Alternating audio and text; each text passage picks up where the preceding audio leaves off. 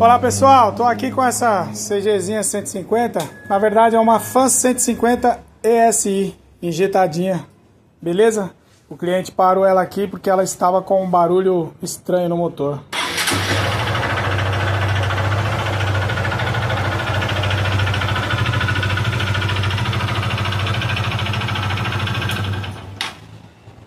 Pessoal, a princípio aqui bateu biela, beleza? Aqui, pessoal, fazendo uma prévia aqui, entrevista aqui com o dono da moto.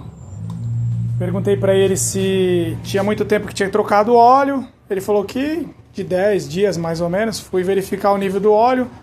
O nível do óleo está em dia. Perguntei para ele se rodou com o nível de óleo baixo. Falou que não. Mexeu no motor? Mexeu.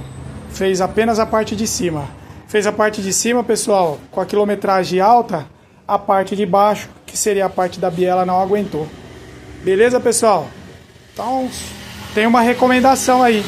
Se porventura, uma dica, né, de milhões, se porventura acontecer com você, a quilometragem da sua moto está alta, não compensa fazer somente a parte de cima, beleza?